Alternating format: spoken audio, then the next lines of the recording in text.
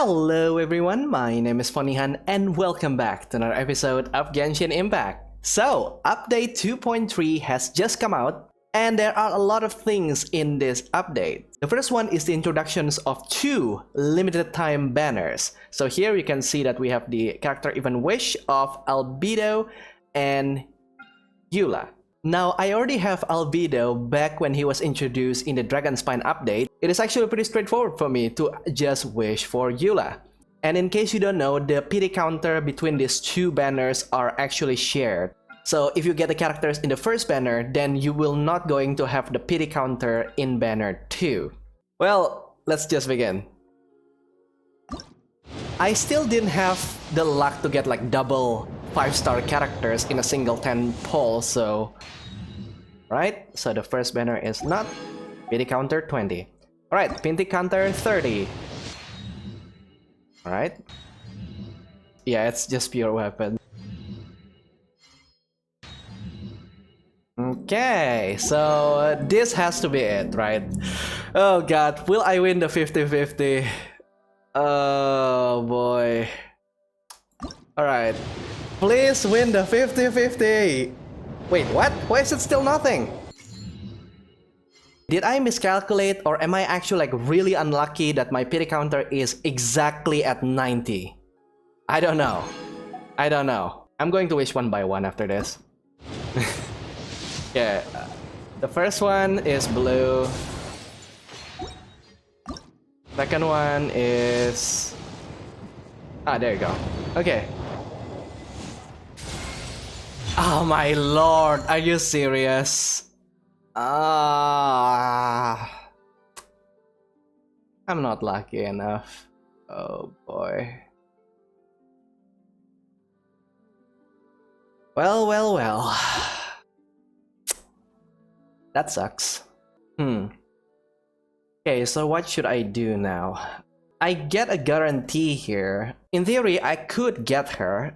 Or if I'm really lucky, then I can get her in the next 10 pull. So I think I have nothing to lose here, right? If I manage to expand my entire wish right now, the pity counter is going to carry forward, so... Sure. Will we get her though? And a weapon. Another one, 50.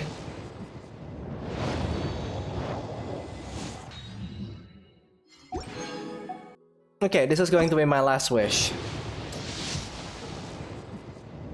Nope. Of course not. Oh boy.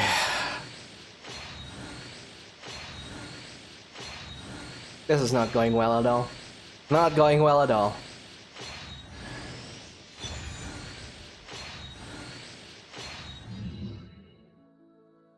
Yep. No luck at all. I mean, there is still a chance. There is still a chance that I'm going to get enough wish to get Eula. Because in this update, the Dragon Spine Part 2 does give you a lot of Primo Gems. But right now, I have a guaranteed event 5 stars whenever I get to the pity counter. So, do I want to waste it on Eula? I don't know. We get the second constellation for Rosaria. And... oh, actually. Oh, I have 3 now. Oh, dang. Here's the thing about Bennett's constellation though. The 6th constellation actually imbues everyone that stands on it the pyro damage weapon. Yeah, you don't actually want pyro because if you are trying to combo your abilities with other characters that is not pyro, then this bonus will not going to be useful. What people has been doing so far is that they let the 6th constellation be not activated. But the problem is that the UI is giving you like this exclamation point so that, come on, you have to unlock it, you have to unlock it. And most people has been learning to not care about it, but I don't know if I can actually like resist the temptation though. And of course we got like the regular 5-star Jean again. Ah boy. Yeah, this is not good. I'm still missing Mona and I'm still missing Qingce on my regular 5-star thing. Oh boy. But hey, I'm not going to let that bad luck affect this video, because there are still one more thing that we are going to do in this video, and that is going to play Beidou's Hangout event. But there's only 5 endings in her Hangout events though, so let's see what this is going to be. Well, would you look who's here? Looks like it's going to be a day to remember. Guys, look who the sea washed up! Ahoy there, traveler! So Captain really did invite you to join the homecoming celebration. Hey, I heard that you took care of another crisis while you were in Inazuma. Are the rumors true? That's what I heard too. Thanks to you, Inazuma's Vision Hunt decree was finally put to an end. Well done, traveler. Thank you. Captain's got quite the eye for people. She said she was sure that your trip to Inazuma would stir up some waves. And sure enough. Well, all I wanted was to have a chat with the Electro Archon, but it was really a joint effort, so I can take all the credits. Look at you, being so modest. We all know what you did to protect Liyue Harbor. I've heard that they tell stories about you in Mondstadt, too. The honorary knight. Pretty impressive. Oh, come on now. I'd say someone of your caliber would be right at home in the cracks. Right, sailors? That's right. Wow, I'm getting excited just thinking of being the traveler's crewmate. Hey, what do you say we arm wrestle? Oh. I was worried you'd be too busy to show up. Oh, Captain on deck! Captain, we were just trying to talk the traveler into joining the crew. Yeah, come on, Captain Beidou. Surely you've got a way to get the traveler on board. Well, she's on board right now for the celebration, isn't she? Yeah, but just one celebration together is not enough. You know what we mean, Captain.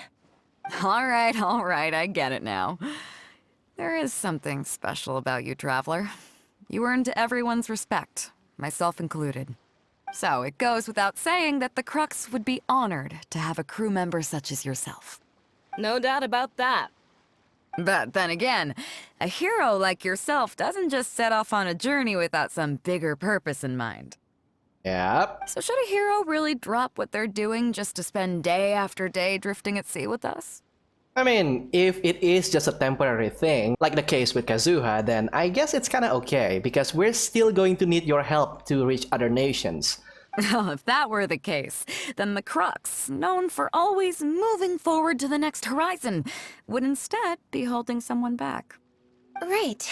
I guess we didn't think that part through. Remember, rather than seeking out strong members to join us, you should be focusing on making yourselves the strongest that you can be. If we are powerful, they will come to us. Isn't that why everyone here chose to come aboard in the first place? Yes? A strong sailor is always looking for a sturdy ship. I guess I almost forgot the first lesson you ever taught me. Thanks for the reminder, Captain. Just be sure you all keep that in mind. Now, there's no more need to hound the Traveler, as you were. The Traveler and I have something to discuss. Alright. I'm glad you came. Welcome back aboard. The crew seem excited to see me. Thanks for helping me out back there. Hey, don't mention it. As a host, it would be pretty embarrassing to continue letting my guests be put on the spot like that. I can't go getting too caught up in my own reputation, though. That's certainly not how the Crux made it to where we are today. As the head of the fleet, my task is to keep us on the right course, no matter how turbulent the seas may become. But then again, the crew isn't usually this riled up. It's not that they're arrogant, they're just bubbling with ambition, that's all. Their excitement today comes from their great respect for you, both your strength and your character. So please, don't take it the wrong way. Yeah, why would I? I'm actually quite interested in the life of a sailor. Oh, is that so? Well, it just so happens that we're doing some recruitment and training for new crew members while we're back. It'll be a first-rate chance to learn the life of a sailor. Since you're interested, why don't you come along and experience a sailor's life firsthand? Sure. I'm curious to see if you'll take the sea by storm in the same way you have on land. Alright, Captain. Show me the ropes. Good. Come with me. I've got something interesting for you to see. Chief Mate Juza's breaking in the newcomers, but I think we can spare you the tedium of that. After this, the new crew members will be arranged into 2 teams for more specialized training, according to their own aptitudes and the needs of the fleet. One team will learn comprehensive survival skills, including maritime emergency rescue, marine meteorology, psychological counseling, and so on. Wow. They will serve as the support team for the fleet, ensuring safe navigation. That's why we call them the Shield of the Crux. So what is the other team? The Spear of the Crux? That's right. You catch on quick. As one might expect, we call the other team the Spear of the Crux, because they'll be learning about naval warfare. They'll make up the armed portion of our crew. Also, they're responsible for handling the fleet's cargo deals. So, what do you think? Which team is for you? Oh, another branch. So let's go with the Spear, because in our experiences traveling Teyvat so far, we are always jumping straight into the problem, right? So, yeah. You truly are an adventurer at heart. Let's start with the fundamentals for any armed crew member. Basic boat handling. Follow me. These are some older skirmish boats that we keep on the Alcor as backup. Although they've been made redundant by newer models now, they're still fully kitted out. They're perfect for when we need to do simulated battles as part of crew training.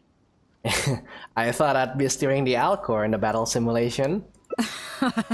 Disappointed? So this isn't quite on the scale that you had in mind, huh? Yeah, we've been riding that kind of small boats for quite a while now, so no. To be honest, the Alcor going into battle is the last thing I'd ever want to see.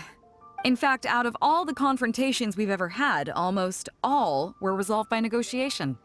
Only when negotiations fail do we consider deploying our armed fighters and skirmish boats, and they alone are enough to handle most situations. The only reason the Alcor would ever need to open fire would be if it were a fight to the death. The Alcor serves only two purposes: to deter or to destroy. We are an armed fleet with a strong sense of justice, not war-hungry lunatics. But I am sure that you have rivals, right? Because in all the pirate stories, there is always like rivalry between captains. So who is your enemy, I wonder? We're very careful about determining when to use force and exactly what level of force to use. All of this to say that mastering a small attack craft is quite enough for new crew members. Do you have any experience piloting small armed vessels? Sure do. I can even sail and fire at the same time. You mean you can do the jobs of a helmsman and a gunner simultaneously?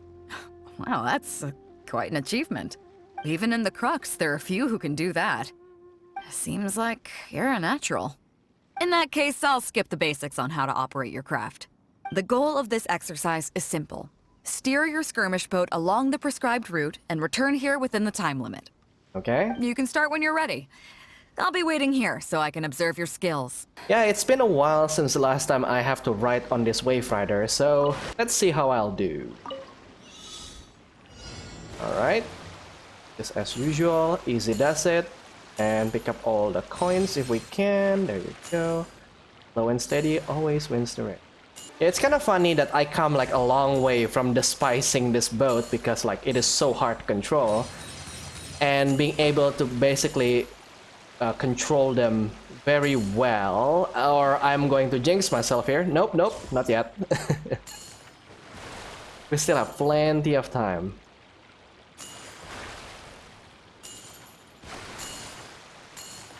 And oh, okay, we're going to take off now.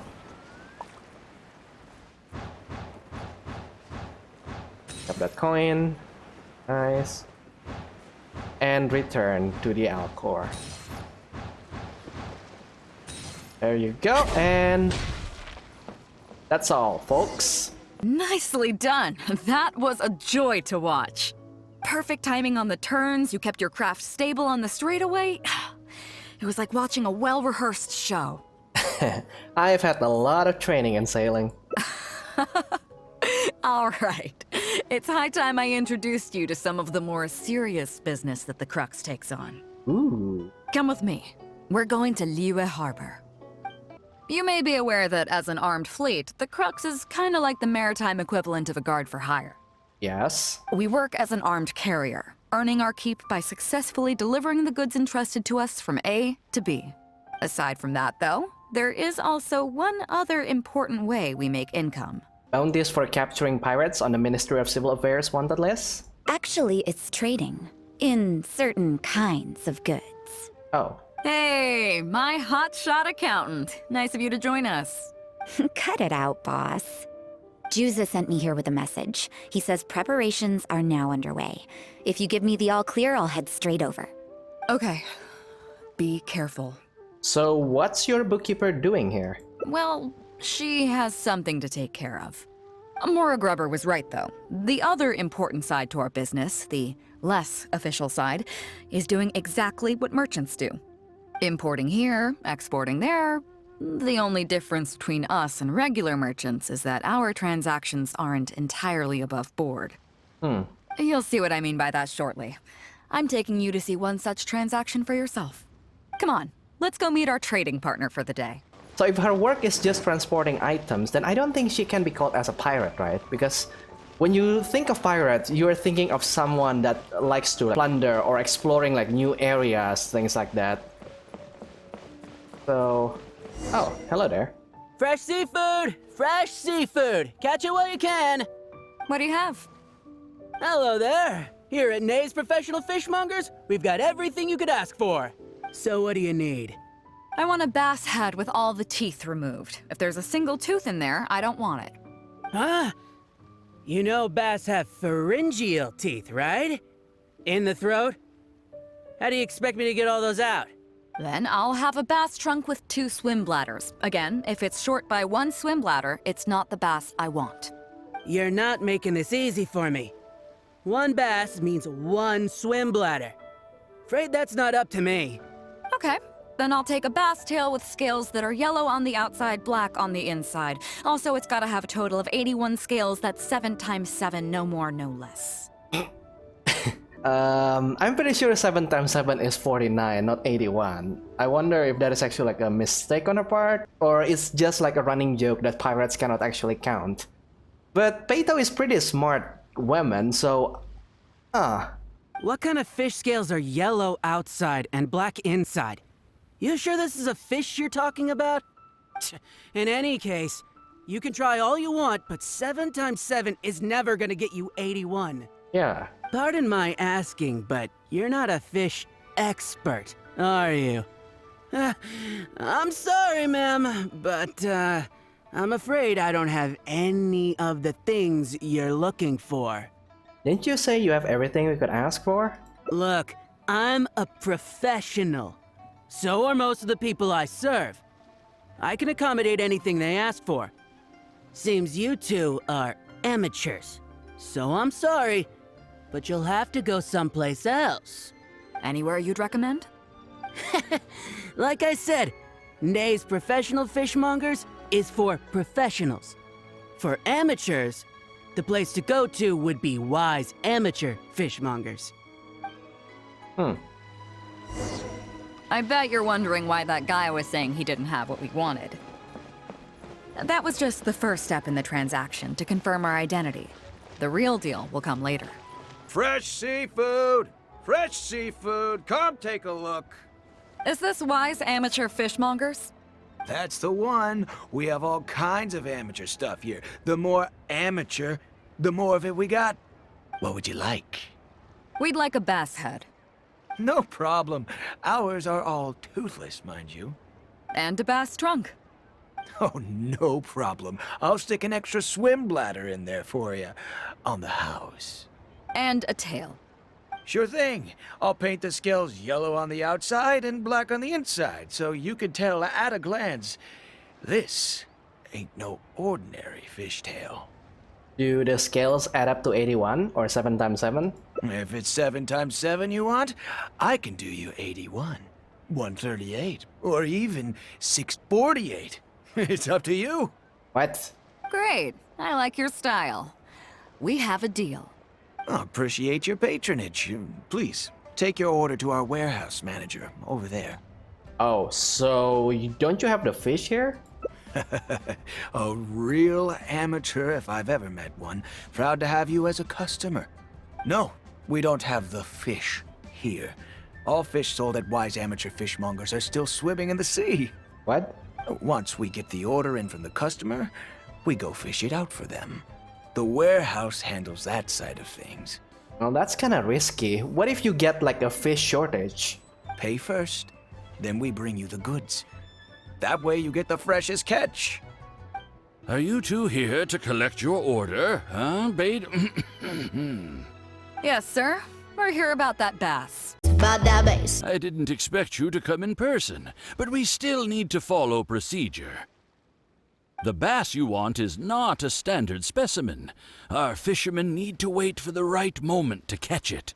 You know the rules, I take it. Of course. What rules? Oh, well, as you know, timing and location are everything when it comes to fishing. You have to wait till all the conditions are just right. That means the tide, the moon, and the wind. So, let me ask you this.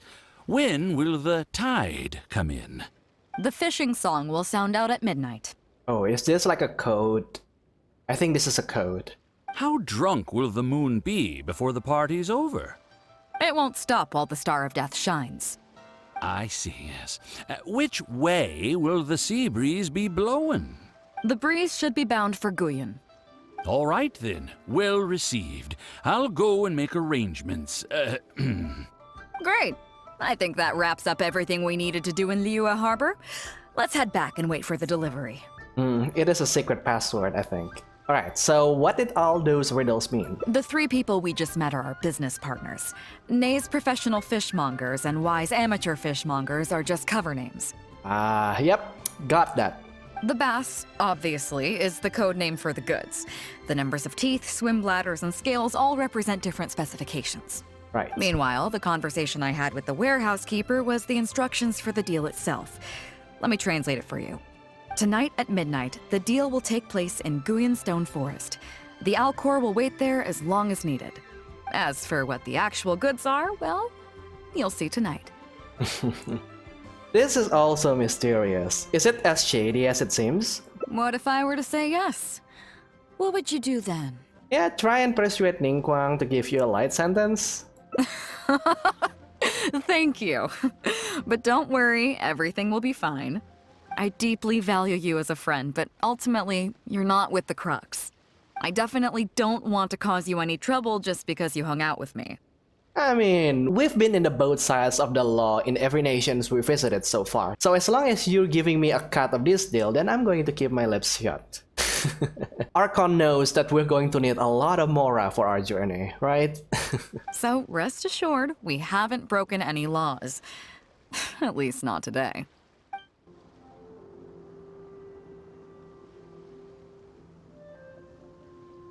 Captain Beidou, you gave me quite the surprise when you showed up in person earlier today. Well, my friend is visiting, so I wanted to show her how the Crux handles some of its important business. I see. You two must be close. Enough. You got that right. Now, down to business. Have you brought the goods? Yep, all here. Please, feel free to take stock. Stop! Nobody move! Oh my lord. We have received certain information pertaining to a potential illegal business transaction at this location. Apologies, Captain Beidou, but I'm going to need to inspect those goods. Should I distract him while Beidou retreats? Oh? An illegal business transaction, you say? Well, all the goods are here. If you have any suspicions, please inspect them at your leisure. Captain, everything's been checked. It's just a bunch of potatoes, flour, and so on. And all the paperwork checks out too. Huh? Everything's been checked thrice over. There's not a single contraband item here. The paperwork was approved by the Ministry of Civil Affairs and the tax declarations are all in order. Looks like you've managed to clear everything up. I suppose we can put this down as a simple misunderstanding. Yes, apologies. This was a mistake on our end. Come on, let's go. Bravo, Captain Beidou. This was rather ingenious. So what's going on here? Seems like your friend still has a little catching up to do. I know you have a lot of questions. Come on, take a walk with me and I'll lay it all out for you. Well, I'll leave you both to it. Captain Beidou, I look forward to doing business with you again. Take care. Okay. You probably thought that there was some sort of nefarious business going on behind all the secrecy today. The truth is, that was exactly what I wanted the Ministry of Civil Affairs to believe. But why? What you might not know is that I, as the leader of the Crux fleet, and you, the great hero of Liyue Harbor, have both been on the Ministry of Civil Affairs watch list for a long time. Yeah, I know that. In other words, whenever you or I crop up in Liyue Harbor, it almost always draws their attention. Not that there's any animosity behind it, mind you. In their words, It's a security precaution to prevent people like us from causing unnecessary trouble. Right. oh, I have no qualms about that. They're just doing their job, keeping the land safe. But how does that saying go again? Ah, yes. Sometimes, the closer you are to something, the less you can see. Did you figure it out yet? That's right. Maura Grubber, the accountant. With you, me, and a few sacks of potatoes and flour serving as a front, the deal she's overseeing on her end should go off without a hitch. So it's a distraction. After all, the Ministry of Civil Affairs sent the Millilith to us. Looking at the time, it should be any second now. Look, that's the signal. That's kind of loud. Tonight's real deal is officially done. Do you have any more questions? I have a feeling Ningguang is not so easy to fool. You're right. Never underestimate her. But as long as we don't take things too far, she won't look into it too closely. She knows that neither you nor I would do anything to harm Liyue. In any case, there's another higher-level watch list at the Ministry of Civil Affairs above the one we're on. It's top secret. Even I don't know whose names are on it. Oh, I know one. Child. But I do know that the individuals and organizations on that list are the ones the Qixing are really wary of. I've gotten off topic. On some level, Ningguang and I are actually business partners too. Reason being, I'm the only one who can get her some of the more obscure treasures she wants. So what is the real deal? It's complicated. All you need to know is that what might be easily attainable for some people can often be a lifesaver for others who can't get their hands on it. That's where we come in.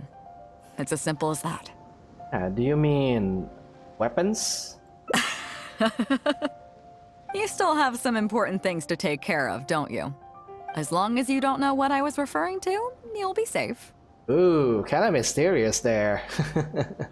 So, I'm sorry, but I can't tell you for now. Of course, if the day comes when you've traveled to every corner of the world, found your sibling, and neatly tied up all your loose ends along the way, you're welcome to come back here and I'll tell you all about it. Right. You'll always be welcome in the Crux fleet. I hope I get to see you on board again someday. Okay. Once everything is over, Beidou hopes to see you on board again someday. Okay, that branch is actually really awesome. Whenever there is a story that showcases the character's strength, like the wits or like the bravery or the chivalry that they have, it is a very, very well-made story. And this one actually showcased Beidou's intelligence, right? She is shady, and she can outwit other character. It fits in character with her personality because she is a leader, right? She is a leader of not just a ship, but a fleet, which is like multiples of ships. We don't know exactly how many people that is under her command, but when you are a leader of a massive group of people, you have to be smart. And this one is great. At least it keeps me guessing on what is like the meaning of all of this, and I like it. I like it so much. So we start off in a very, very great branch. So let's rewind back to sailor training and see if the other branches is going to be this good. What do you think? Which team is for you? Okay, this is obviously the branch. So let's go to the Shield of the Crux. As I expected, you have a will to protect others. There are two main subjects that the Shield of the Crux focuses on: survival knowledge and entertainment. Entertainment? Interesting. As I was saying earlier, survival knowledge includes prevention of injuries and diseases at sea, navigation and cartography, basic meteorology, etc. You can go learn about these skills from Yinxing, Huixing, and Liushi. They're all seasoned hands in their respective fields. I thought I would be learning from you, Captain. Each sailor has their own strengths and weaknesses. I'm no rookie, of course, but you shouldn't underestimate the knowledge of the crew. If there's anything I'm most proud of in the fleet, it's my people. Go and get to work. I'll have some questions to test you later. I look forward to seeing how you do. Hello, Traveler. I'm Yinxing, the Crux's surgeon at sea. Surgeon at sea. When I first looked at Genshin Impact's world building, I thought that they are chronologically in the Middle Ages according to the situations in Mondstadt and the level of technology that they have. Probably you could stretch it to Victorian era because the Fatui does have some guns, but I didn't think there is a surgeon in this ship. Whenever a sailor has a health problem, they come to me. I deal with it all, from seasickness and common colds to amputations and everything in between. Okay. So I'd like to learn about treating injuries and illnesses at sea. Oh, I presume the captain arranged this, correct? All right then, let's begin. First of all, let me ask you this. What do you think is the biggest danger that all new crew members face? Catching a cold, I would assume. That can certainly be a problem at sea, but it's not the biggest danger. The most dangerous thing for a newcomer is to underestimate the dangers of life at sea. Oh, I have seen many new crew members who see themselves as young and fighting fit and have no regard for safety. They think that since they are tough enough to look after themselves on land, they'll be fine at sea as well. Yeah. Those are the ones that always end up in the sick bay. Everyone should know that being a sailor, especially on a long voyage, is a brutal job in an unforgiving environment. We have to face malnutrition when we're short on supplies, all kinds of injuries and diseases that the harsh ocean weather can bring, and even the psychological problems that can arise due to isolation and the lack of entertainment. To make things worse, the lack of medication and treatment options at sea can result in even minor health problems becoming serious, or even fatal. Hence the need for amputations? Oh, you probably thought I was joking, right? Well, that's not surprising. Most newcomers think the same way. But hopefully you now realize that with a little extra precaution, a lot of these things can be avoided. Or if you have antibiotics on your ship, which I don't think exists in this time period just yet. But don't you have any like healers, like vision users that can heal on your ship? I don't exactly know how healing magic works in Teyvat, so... Well, I think that's enough for you to think over for now. Is there anything else you would like to know? Yeah, I want to know what's Beidou's view on this. Captain Beidou? Well, out of everyone I've met, she probably values people's lives and safety the most. Although I'm just a doctor, Beidou has given me the full authority to send any newcomers who I don't see as fit for service off the ship, until they are ready to come back with the right attitude. Every time we're stocking up before a voyage, medicine takes top priority. I'm even allowed to choose the suppliers, regardless of the price. We have adequate budget for medical expenses. Do you know what Morgrubber, our bookkeeper, calls this? A significant financial risk. But Beidou knows the importance of having a healthy crew. That's why she has authorized me regardless. She places her full trust in me and believes that I can solve these problems. Of course, I have proven her right. So, to answer your question, that's how she thinks. Is there anything else you would like to know? I'm actually quite interested on what medicines do you purchase. Is it like just herbal medicines, just like in the old age? Or are you actually buying like pre-packaged medicines that is available in Teyvat? So, I don't know about that. Anyway, what happens to the crew members who have their limbs amputated? Are you concerned about them? No wonder Captain Beidou thinks you're different. there must be more to you than just your strength. If you can convince Mora Grubber to show you the books, you'll see there is a regular fixed cost, titled Convalescence Payments and Incapacity Support for Injured Crew Members.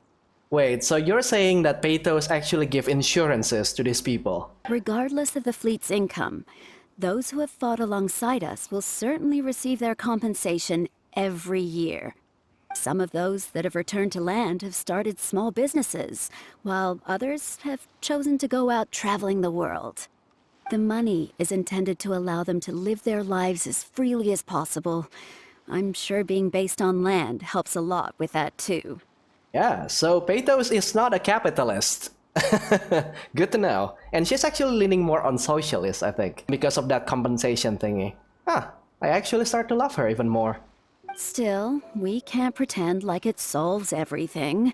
They call them life-changing injuries for a reason, you know? Yeah? But, if nothing else, it's good to know that while Captain Beidou is in charge of the Crux, no one will get forgotten. Is there anything else you would like to know? Yeah, thanks. I've learned a lot. Well, my pleasure. Okay, let's leave it there then. Be sure to take good care of your health. Sorry about earlier, Traveler. We were so caught up on getting you to join the fleet that we didn't notice we were going a little overboard. Good thing the captain stepped in. It's okay. I was hoping to learn a little more about cartography from you. Oh! Well, in that case, you have come to the right person.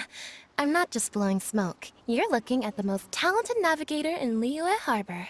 I'll start by introducing some chart reading essentials for new sailors. Feel free to interrupt if you have any questions. Let's start with what to look for when you get a set of complicated charts.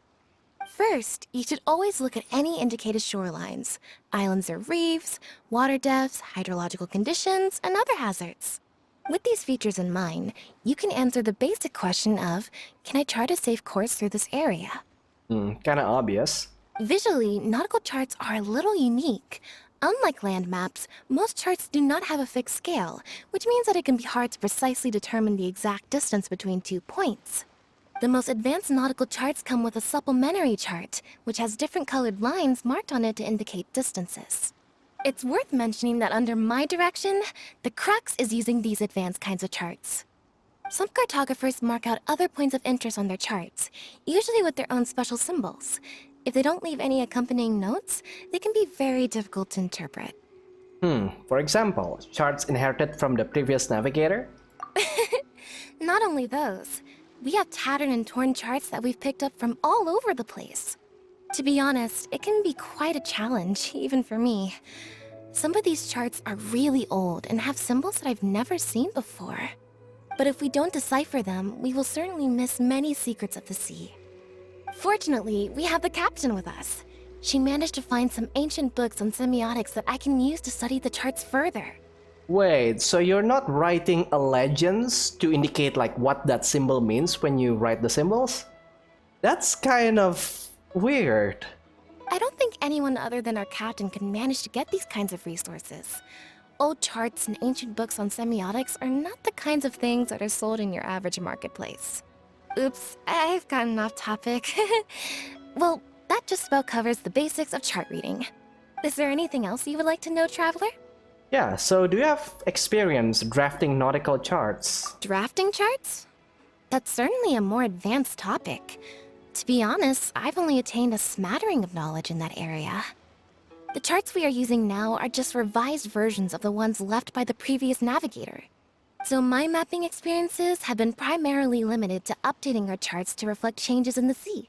Yeah, because you are always traveling in a fixed route. You're not like exploring new uncharted territories. So there is no need for her to actually need to draw new maps. I think you can ask Captain Beidou more about cartography. One time, the fleet sailed into an uncharted area by mistake. It wasn't long before we turned the fleet around and returned the way we came out for fear of potential hazards. But Captain Beidou still managed to draft a simple chart of the area we sailed through for if and when we explore the area again. Incredible, isn't it? I was amazed to see that the captain could even do cartography. Then why does she need you as a navigator? Because I have the talent, and she doesn't want to let it go to waste. She treats the whole crew that way. I initially had the same question myself. After all, in many fleets, the captain also works as a navigator. I couldn't understand her reasoning at the time, so I asked her. She just laughed and told me to wise up, saying that even Rex Lapis never fights alone. Yeah. She wants everyone on board to master their role, so that the crux is not floating on her alone. That way, if the day ever comes when she's no longer with the fleet, we will still be able to sail onward without her. Captain Beidou may seem aloof and even act careless sometimes, but the truth is that she's very considerate of everyone on board. Is there anything else you would like to know, Traveler? Nothing else, thank you. My pleasure. A friend of Captain Beidou is a friend of mine. Hello, Traveler. Are you here to learn about marine meteorology? Wait, how did you know? In my line of work, I've got to have a pair of sharp eyes. I saw the captain showing you around the training grounds, and then you went to see Yingxing and Huixing. So I figured that she probably wants you to get to know the life of a crew member. Looks like Beidou got the right person for the job. Okay, let's get started. First, I'll introduce you to the basics of meteorology. Marine meteorology basically means keeping tabs on the weather as well as other ocean phenomena. So things like sea fog, storm surges, water spouts, and so on. Like this one that is currently happening? These are all potential threats to safe navigation. Luckily, whatever weather might be coming up, there's always some kind of sign that gives it away in advance. Take water spouts, for example. They're caused by high-speed rotating winds on the surface of the ocean. They can engulf large ships and do immense damage. But if you know that water spouts can only form in an environment with high temperature, high humidity, and large clouds, then you can be well prepared. You will be even more alert if you also know that the presence of winds blowing in opposite directions, with a significant difference in speed, is a direct precursor to the formation of water spouts. Okay. And most importantly, if you spot a small white vortex emerging from the clouds, you should immediately notify the crew to steer clear of what's ahead. So there you go. Those are the warning signs of water spouts. I am proud to say that over the years, I haven't let a single one sneak up on my watch. Yeah, sounds like you have a lot of experience, sir. I've got to confess, I learned almost everything I know from the captain. All the stuff about meteorology that I just told you about, she's the real expert. Do you know the small fishing village next to Wangshu Inn? I heard that when Captain Beidou was a kid, she worked there fishing. Later, she made her way to the harbor where she struggled to make a living. Growing up in an environment like that, it's no wonder she knows everything about the sea. Kinda rough as well. When I first came on board, I lived every day wallowing in doubt, wondering if my former career as a sailor was all just a waste. But as I gradually learned some new things and became more experienced, I finally realized what makes the Crux so great. After all, not every fleet has the Uncrowned Lord of the Ocean as their leader. I feel lucky just to have joined. Thanks for your time. I think I've learned all that I need to know, for now. Find me anytime if you want to know more. Okay. So, from speaking with her subordinates, I think it is safe to say that Beidou is actually the only good leader in the entire cast of Genshin Impact. We have a lot of leaders in Genshin Impact, like we have Jean, we have Kokomi, and most of the leaders that we found so far are always overworked and they don't know how to delegate their task to their subordinates, and they basically just like carry the weight of the world on their shoulders, so to speak. And apparently Beidou is not one of them. Even though she mastered the craft, she would like to spend time to actually teach her subordinates and to delegate that task to them. So you've already finished talking to the crew, huh? I thought it would take you a while longer. So, what did you think? I mean, it was a breeze. I've got everything down pat. It's just like introduction, so not really hard. Well, you sound confident, but don't underestimate the shield of the Crux. Gotta admit, though, I like your attitude, kid. Okay, let's get started. First of all, life on the sea isn't always plain sailing. Injuries and illnesses happen all the time. But what is the single biggest danger facing crew members? Right, and that's going to be underestimating the danger. Is that your final answer? All right, on to the second question. Oh, you're not going to correct me immediately, huh? Okay. As you've just learned, the fleet plots its route using nautical charts. The charts used by the Crux have additional charts attached. The supplementary chart has lots of lines in various colors for added reference. What is the purpose of these lines? I believe that is to mark distances. Okay, interesting. Now, last question. On longer voyages, we have to be especially careful to avoid certain weather hazards that pose a threat to the integrity of the ship and the lives of the crew. For example, waterspouts. So my question is, how can we reliably predict waterspouts so we can avoid them? I guess it's this one, the presence of dark clouds and strong winds in opposite directions, plus white vortices in the clouds. Okay, those are all my questions. Do you want to know how you did? I gotta say, each time I think I've wrapped my head around how great you are, you surprise me with something new. You got them all correct. They weren't the most difficult questions, but they weren't ones you could bluff your way through either. You've clearly been paying attention to my crew. Okay then, now it's time to apply that endless talent of yours to learning some new recreational activities. To be clear, wrestling sea monsters barehanded is not my idea of recreation. Don't worry, all our recreational activities are respectable and, above board.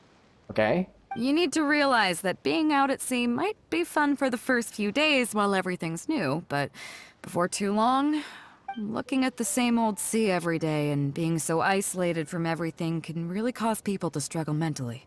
Yeah. That is why regular recreational activities are an absolute necessity. We offer a lot of fun courses for our newcomer training, including fishing, photography, chess. Oh, and thanks to Kazuha, these days we also offer poetry and music appreciation, as well as communal wind listening. Each newcomer has to participate in at least one, so that they've got some way of keeping themselves occupied at sea further down the line. Of course, if you'd prefer wrestling sea monsters with your bare hands, that can be arranged. Now you're talking my language. Well, for today, at least, let's stick to the training schedule drawn up by Juza. If I remember correctly, it should be photography today. Come on, I'll show you. Listen up, everyone can go back and call it a day. The photography session has been postponed. What's going on here, Juza? Oh, Captain, there you are. Well, Captain, the photography teacher just sent word saying that she's fallen ill and doesn't want to risk coming in case she keels over in class. I see. That's quite unfortunate. Captain, if I may, I know a little about photography. Oh? Quite the multi-talented one, aren't you? In that case, why don't you help us out and lead the class today? Yeah, unfortunately, the original teacher canceled at short notice, so there's no time to schedule anything else instead. It would be great if the Traveler could step in as the teacher for the day. It's up to you, Traveler. It would be my pleasure. Great! It's settled then. Juza, let's muster everyone over here to meet the new teacher. Yes, Captain.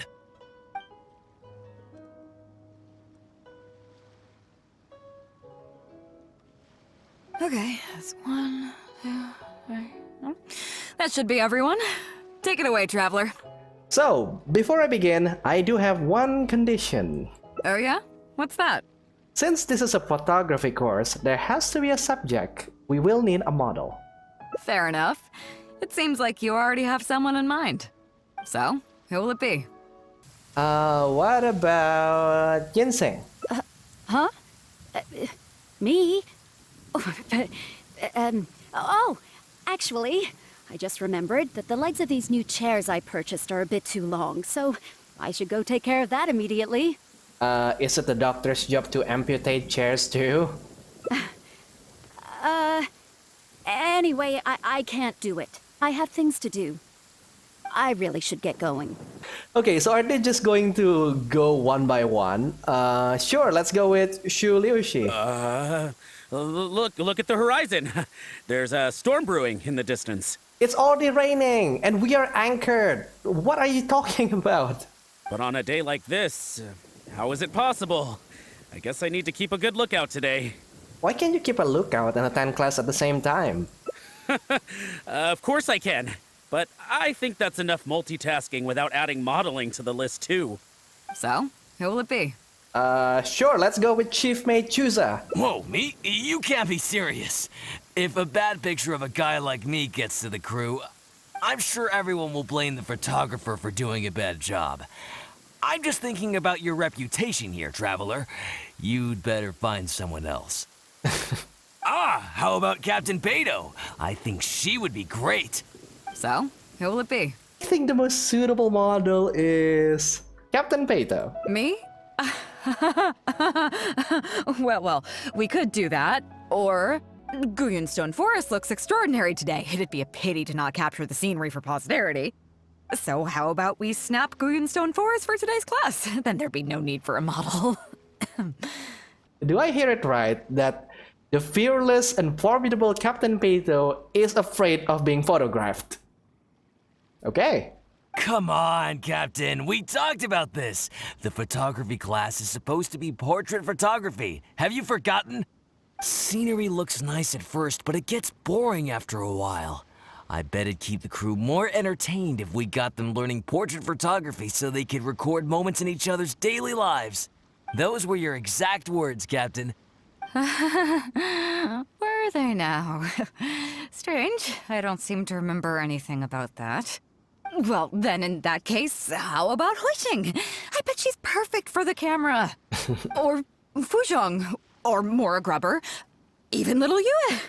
Seriously, Captain? Little Yue? You're just trying to wriggle your way out of this. This isn't like you. You are the captain, after all. Of all of us, you're the best suited to being a model. I agree. You were the one who invited the Traveler to be the teacher, so you should cooperate, Captain. Besides, Captain, you've never had your photo taken. It's high time you got one. You know, a heroic and striking kind of picture. We can even use it to promote the fleet during recruitment. Real funny, guys. Yeah, trust me, Captain. You are the best candidate. Well, if you say so. I'm not one to spoil the fun. So, what do I do now, Traveler? You can just strike an epic pose. Like this? You look a little nervous, though. You're kidding, right? I've never had my photo taken before, but something this simple shouldn't be a challenge for me. It must be the lighting or something. You've got it wrong. Perhaps you feel uncomfortable posing here? I never said that. We can go somewhere quieter. You mean go somewhere else, then bring the final photo back as teaching material? Yeah? Sounds good to me. That's a good idea, isn't it, guys? The lighting may still be a problem. But I'm open to persuasion. If you have a suitable place in mind, I can consider it. Just to be clear, I won't necessarily agree. It depends on the place you have in mind. Okay, so, how about the top of Mount Tianheng, overlooking all of Liyue Harbor? A view overlooking Liyue Harbor, huh? Sounds nice, but on second thought, I don't have any love for a lifeless gadget like the camera. Seriously? I'd prefer to be having fun together with my crew. I guess I'm used to that rowdy bunch. So I think we can just forget the whole modeling thing for now. Seriously? Sorry about that. I guess I'll owe you a favor. Oh boy. You're just going to cancel our hangout event, huh? Okay. But I think if we choose this option, because we do have a chat earlier talking about Peito coming from a village near Wangshuin, so she might accept this because it feels memorable. The fishing village near Wangshuin? That place is deserted now, isn't it? How do you even know that place anyway? It's tiny. I don't think I've ever seen it on a single map. Surely she told me you once lived there. I'm surprised that you'd remember such a trivial detail. He's right, though. I did live there for a while. And now that you've mentioned it, it's given me the urge to go back and take a look around. Well then, let's go. We can take this opportunity to pay my old home a visit.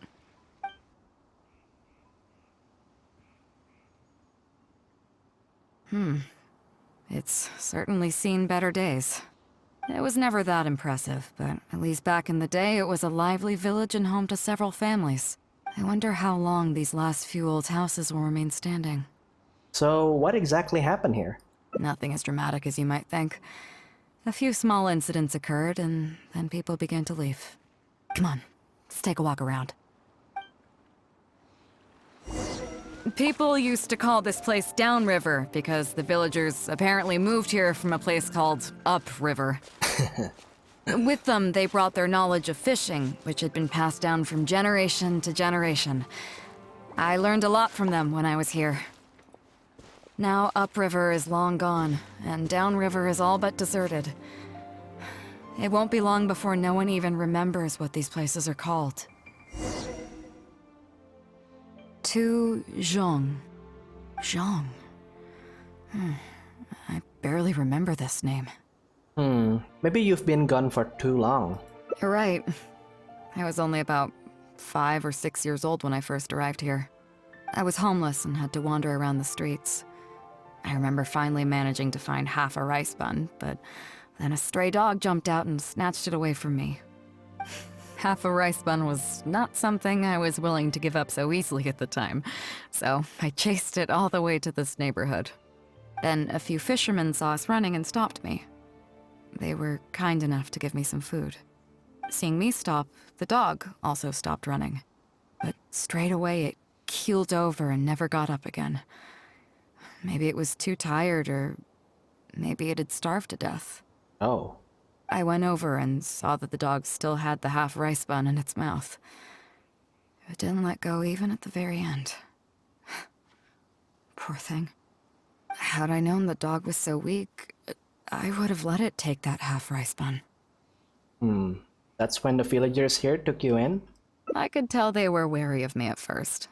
I was the dirty little kid who had just chased a dog to death over some scraps of food. But I got lucky. The village chief took pity on me and brought me to their home. That's how I ended up staying here. So what made you leave later? Do you know what the name Beidou means? Come on, I'll explain along the way. About a year or two after I arrived, the village chief fell ill during the winter and passed away. During that same period, the harvest was getting worse, and the fishermen's catch was getting smaller day by day. Without the village chief to handle the situation, people began blaming each other. There were even rumors that some families had been overfishing and leaving nothing for the rest of the village to catch. But in the end, they all turned on me, saying that they shouldn't have ever taken me in. They said I was bad luck. They pointed to how that dog died on the first day I arrived. Next thing you know, the village chief dies, and then all the fish die out. They said I was a living curse, and the downfall of the village was all my fault. I told them that I didn't understand. I'm not a curse, I'm just Beidou. Then some of the villagers started shouting, and drove me out of the village. They shouted, "Nando controls life. Beidou controls death. Beidou controls death." Before then, all I knew about my name was that it had something to do with the stars. It wasn't until then that I realized that Beidou was a constellation. And the Alcor, one of its stars, was an omen of death. Oh. Here we are. This is the old house of the village chief. I bet he never expected that the little girl he took in would grow up to be seen as a curse that brought about the village's total destruction. If you're cursed, then I think I am too. What do you mean? The animal Archon's Gnosis was taken after I arrived in Mondstadt. Is that all? The Geo Archon's Gnosis was also taken after I arrived in Lear. And let me guess, you got to Inazuma and the Electro Archon's Gnosis was taken as well? Yeah. Well, you seem to wreak havoc on a grander scale than I ever could. Maybe. Does that make you feel better now? Oh, I get it. You're trying to convince me that I'm not cursed. I appreciate it, and I'll take it. let's not forget that the people whose names stick around are the ones who emerge from the stormy seas unscathed. And the ones who get swept away in the wind are the fledgling birds who couldn't hack it. I, for one, have never encountered a storm I couldn't weather. But your journey's far from over, isn't it? Just remember, there's no telling what else you might encounter in this vast world. So if you ever find some idiot trying to brand you as a scapegoat just because you're the one who lived to tell the tale, tell them Captain Beidou demands to have the honor along with you. Remember, you'll always have the captain of the Crux to back you up wherever you go. I suppose we're just two scapegoats looking out for each other, huh? Two cursed scapegoats banding together for survival. Sounds like a recipe for disaster, but at the same time, I kinda dig it. I'm lucky to have a friend like you. Okay, it's time to get back to our photography. Right, teacher? I thought you might not be in the mood. Come on, let's not waste any time. Get it done while you can before I change my mind. So, do I need to strike a pose? Maybe go for something a little flirtatious? What? The nerve! What do you think this is? I don't want to do this whole modeling thing. Hey, cut it out. No more pictures. You quickly press on the shutter before Beidou fully prepared. Is that like the end? Oh, that reached the end. Flirtatious. I thought we agreed to strike a flirtatious pose. Sorry, you agreed with who again? Okay, but there must be like another ending there, right? Yeah. Okay, perhaps you can strike an epic pose. All right. How about this? So, is it done yet? Please don't tell me that it looks weird. Not at all. It's perfect. You were born to be a model. Show me. Only if you promise you give it back. Yeah, sure, whatever. Now give it here.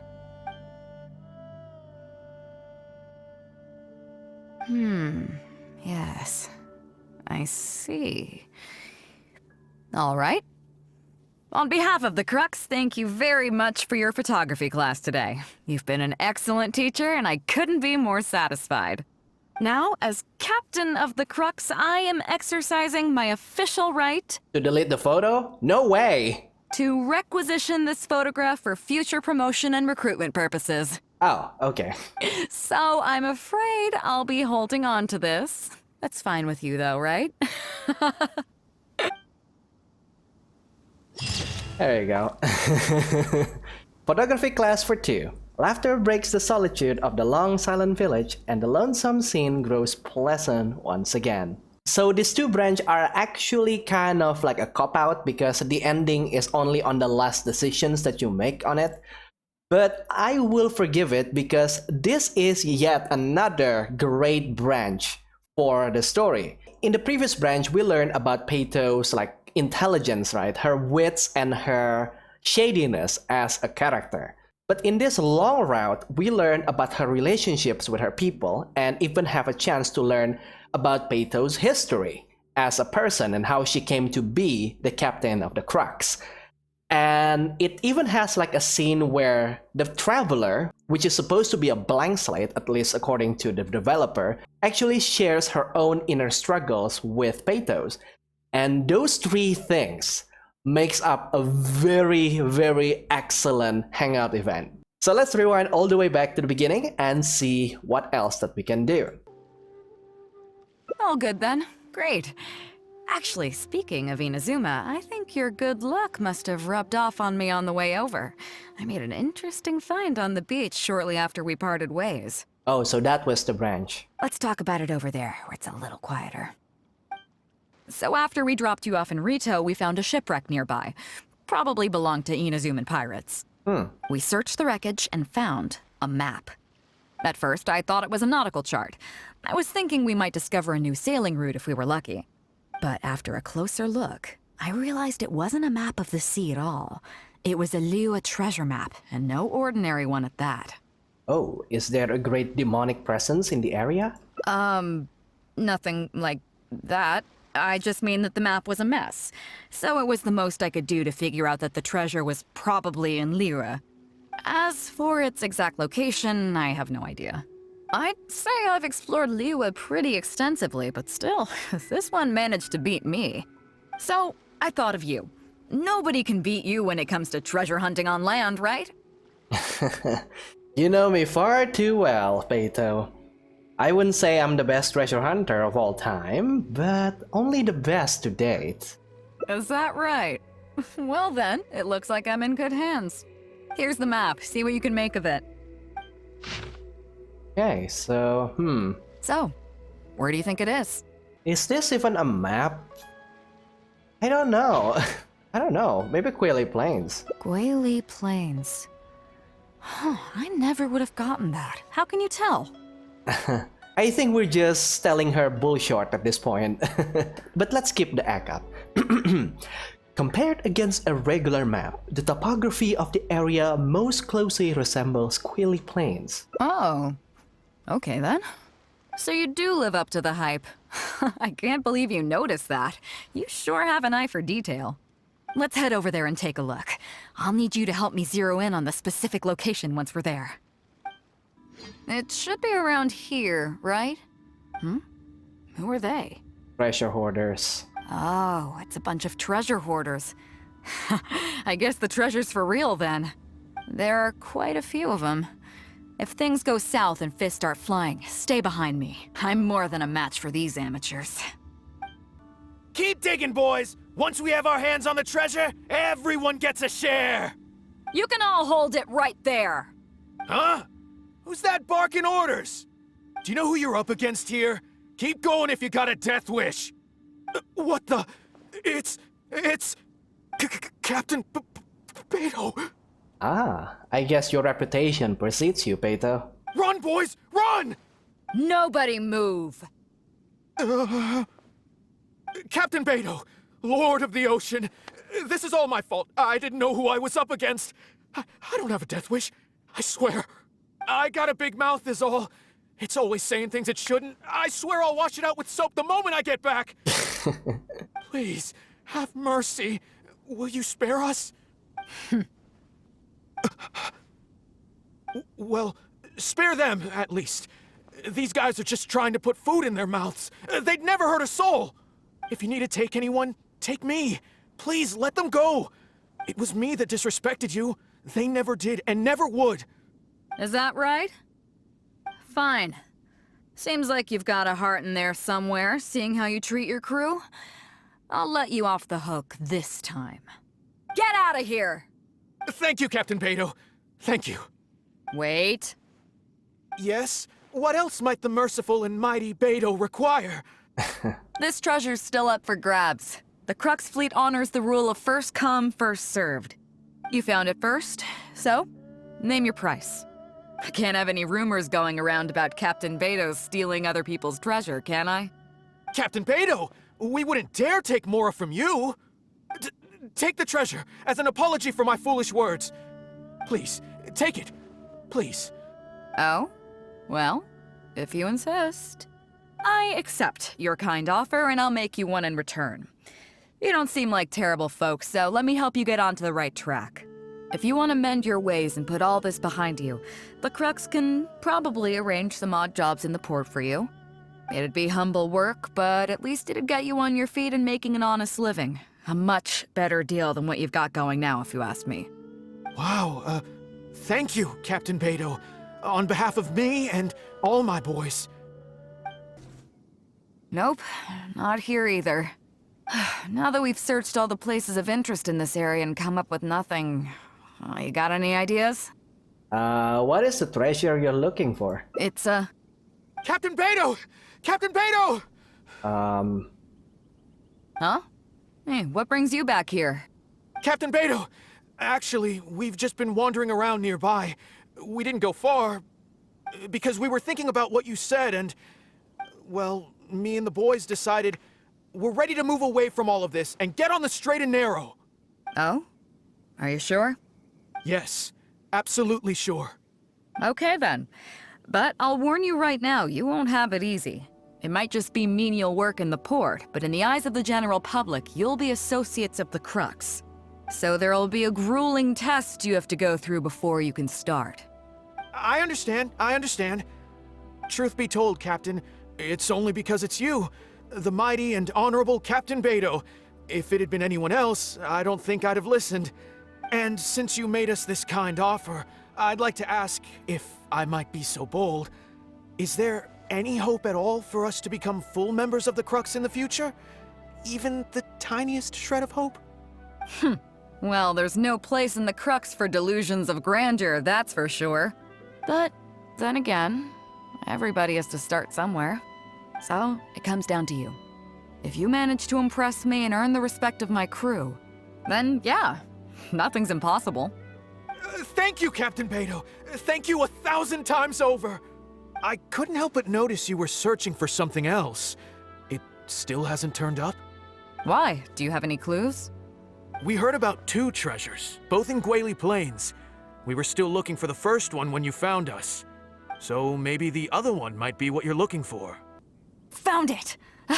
At long last, the treasure is finally in our hands. A check from the Northland Bank. Oh.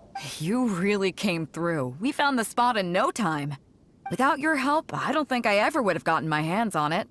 I was expecting it to be something a little more unique, but is it worth a lot of more? Not much, but enough for an average person to survive on for a while. But there's more to this particular check than that. When I found the treasure map, it was tightly sealed inside a small bottle along with a letter. I'll let you read it for yourself. Okay. Neatly written note. If you find this bottle, I may no longer be in this world. I originally thought that these pirates, having their ways and means, might be able to send me back to Lie, which was why I got on board their ship. I never expected that. Forget it. I suppose this is what they call destiny. Before I came to Inazuma, I worried that my old mother's place will be burgled, as she lives alone. So I left a check for all the Mora I've saved over these past few years, buried in a location marked out on this map. Please help me retrieve that check and exchange it at the Northland Bank. The Mora will then be yours to do with as you please, save for a small portion that I would like to pay my mother's living expenses. Her name is Minamoto Kotomi, and she lives in the Guili Plains. Please do this for me, and thank you. I'm sorry, Mother. I've owned loads of those sakura blooms that could be found all over your homeland, but it's a shame that I cannot send them to your side. So it's the dying wish of a man who met a tragic fate. Yeah, I can't fault him for what he did, but the way things turned out, all I can say is life is unpredictable. Well, let's fulfill his final wish by taking this check to where it belongs. Well, this is it. Oh boys, it's time for your first job! Give this check to the old lady who lives in that wooden hut. Tell her it's a welfare payment from the Liyue Ministry of Civil Affairs. Yes, boss! Ahem. What's up? I have some sakura blooms that I pick up in Inazuma, and I want her to have them too. I see. But you only find sakura blooms in certain places, right? It must have been quite a bit of work collecting all these, surely. I've collected a lot. Don't worry. Let's just pick one, huh? One's enough to show that you care. You've already helped me out so much today. Okay, off you go then. Take her the sakura bloom along with the check. And if she asks, tell her, your child in a faraway land sends his best wishes.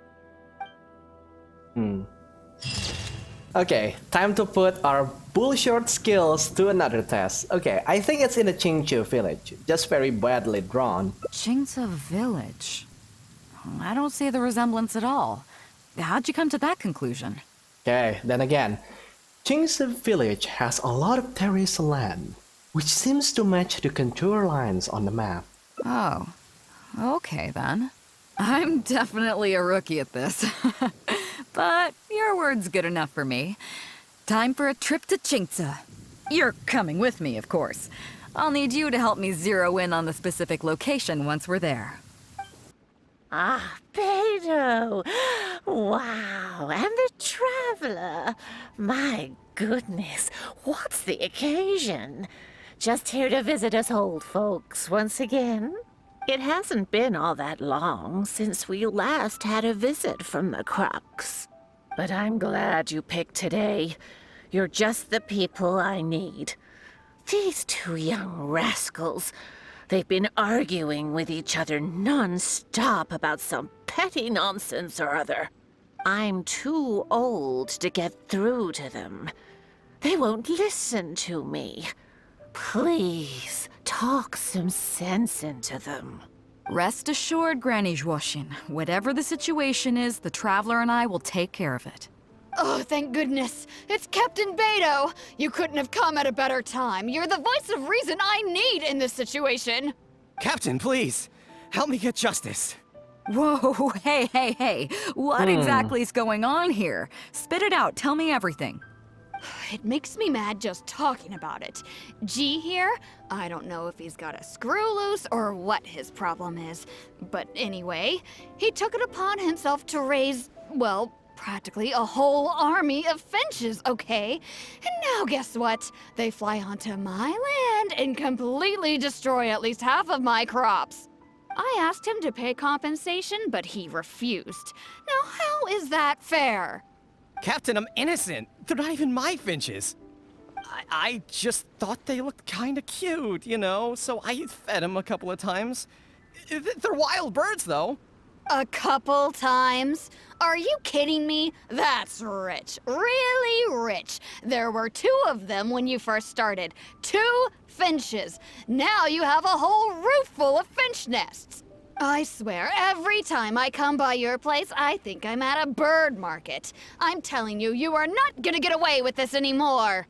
So, yeah, I mean, they laid a few eggs, made a few nests, but finches gonna finch, you know. These are wild birds. I mean, they'll do whatever they please. So that's how it is. I think I got the picture. What's your take? The guy there doesn't exactly make a compelling argument there, so I think G is responsible. He has been feeding them too much, and now they're destroying people's crops. Yeah, you have a point. G, let's say I'm interested in buying these finches off you. What would you say to that? Are you serious, Captain? Oh, that would be great. Honestly, with all this trouble they've been causing me lately, they've become a bit of a burden. So if you're happy to take them off my hands, that would be perfect. You make an admission there that the finch is actually yours. It's not wild finch, which means that you lie. All right, deal. My only condition is, you have to use some of the money to compensate Wenjing for her losses.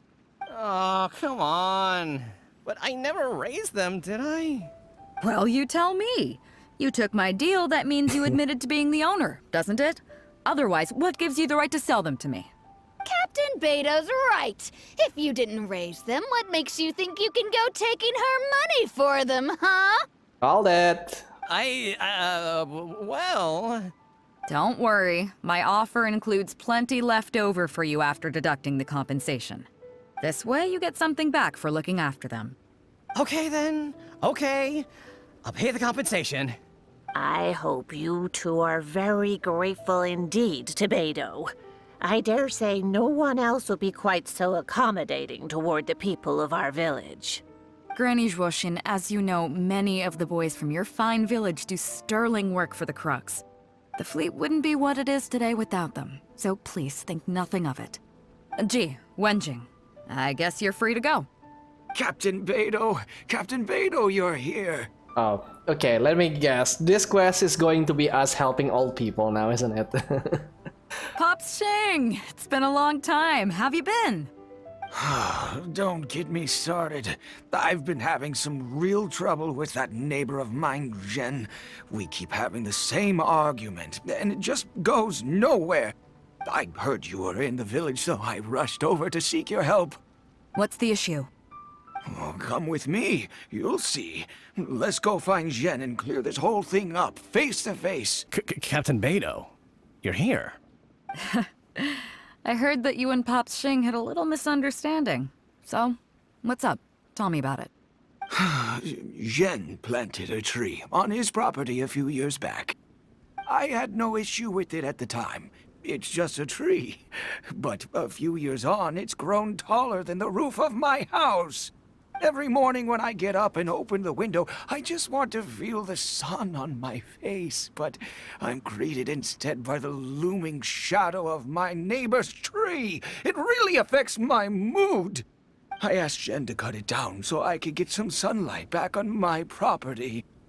But he said no. It's like he's done this on purpose just to drive me crazy. Captain Beidou, you gotta believe me.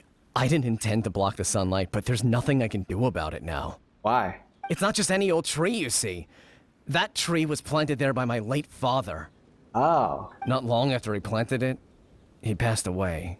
And just before he passed, he left me with some parting words. He said our family's fortune was inauspicious and we needed something to suppress the bad luck. That's what he planted the tree for. How can I just chop it down? I'll be honest, I spent a few years studying in Liyue Harbor, so I don't actually share his superstitious beliefs. But still, that doesn't change the fact that this was my father's dying wish. Okay, I think I'm all clear on the situation. What are you thinking? Yeah, this one is actually harder to decide because both parties have some merits. I don't think it's fair for Pop Sing to suffer over this. Yeah, you have a point. Jen, I'm truly sorry to hear that your father passed away. But look, you can't use that as an excuse for harming other people. Yeah. You really should have thought about the impact that planting that tree would have on your neighbors before you went ahead with it. However, this tree is special to you. I understand that, and it would be cruel to make you chop it down. Oh, Beidou, don't tell me you're going to buy that man like a new home. So, how about you move the tree to somewhere where it won't block the sunlight? Somewhere else in your courtyard, or even outside it if you have to. Just as long as it stops posing a problem for Pops Xing. Zhen, Pops Xing, thoughts? Your idea works for me, Captain Beidou. Forcing Jen to cut it down was never my real goal. I just want some sunlight back. That's all I ask. Honestly, I already considered that. It's a nice idea, but the tree's way too big. We haven't got the manpower in the village to take on a task like that. Oh, you don't need to worry about that. I'll just have my crew head down to the harbor and find you a few pairs of strong arms. Problem solved. While they're at it, I'll have them find you a gardener too. This tree's a little overdue for a manicure. Wow, thank you so much, Captain Beidou. Now that this is resolved, it'll be such a relief to be able to put it all behind me. On a separate note, I remember the Crux last visited the village not very long ago. Is there some special reason why you're back in person so soon? Nothing all that special, just personal reasons. I'm looking for some treasure. Huh? Treasure? Wait a second. That reminds me, I saw Chongping and Defu arguing in the fields earlier. It sounded like they were both trying to lay claim to some treasure.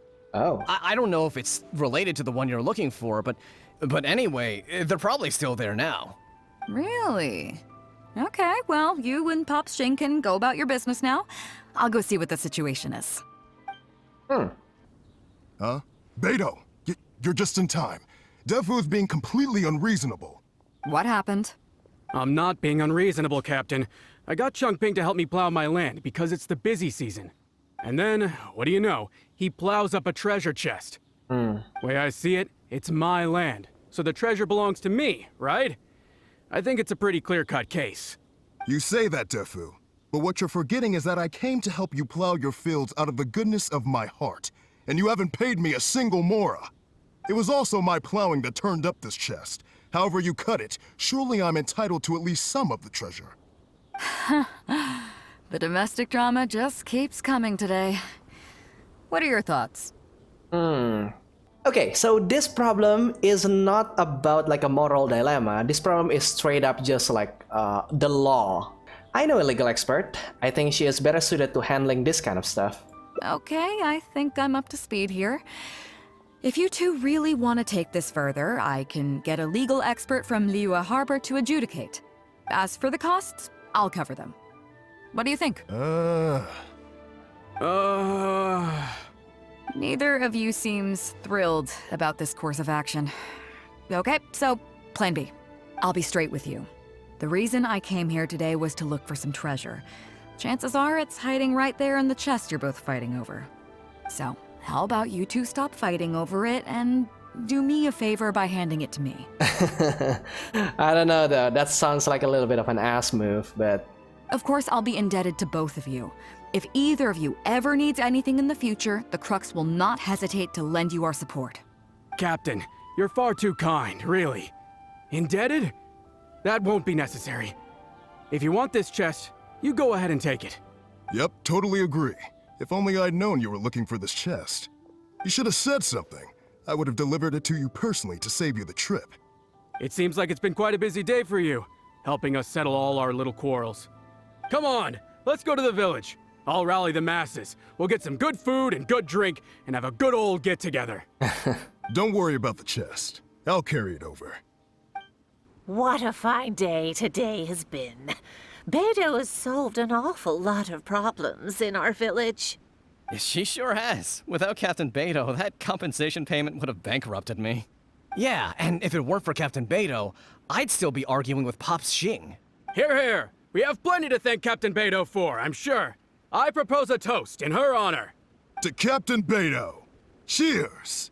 I couldn't ask for more than the chance to get everyone together and drink to our heart's content. Cheers! Yeah, it's only us that cannot drink anything. Oh boy. That really hit the spot. Want to get some air? The view in this place is pretty good.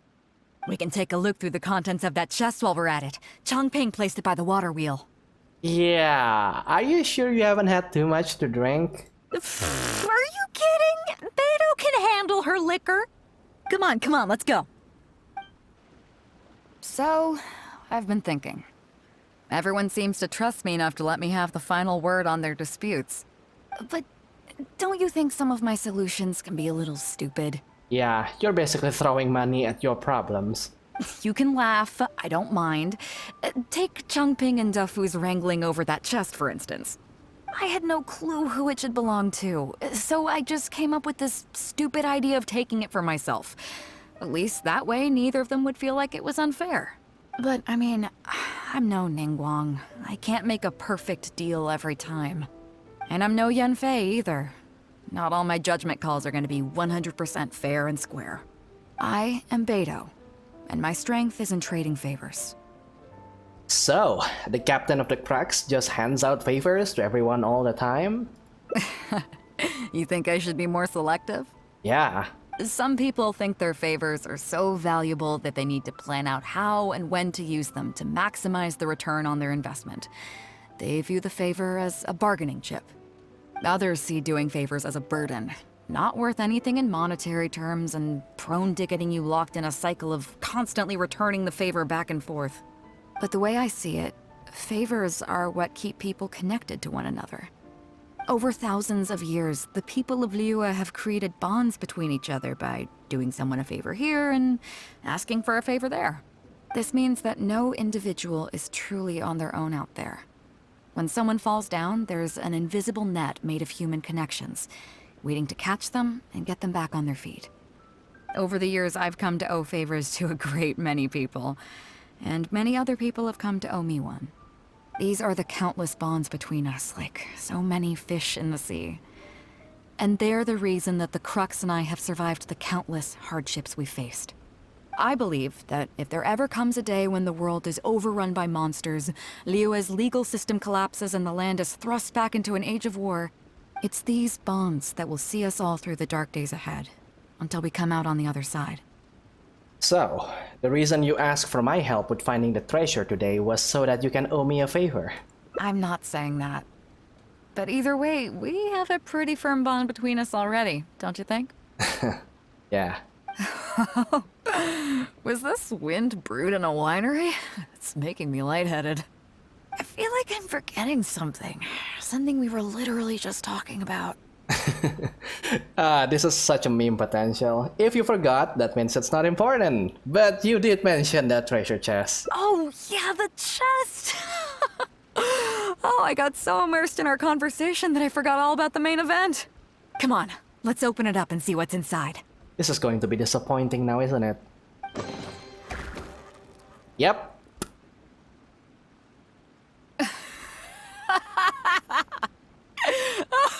That's it? A whole lot of nothing? It's not exactly what I was looking for. But you know what? I don't care. The fun part was going on a treasure hunt with you. Come on, let's get back to the party. Tonight, we go big before we go home. There you go. Between us, community and cheer are the web that connects humans' hearts. I like the first 3 branches. It shows like a really strong character moments for Beidou.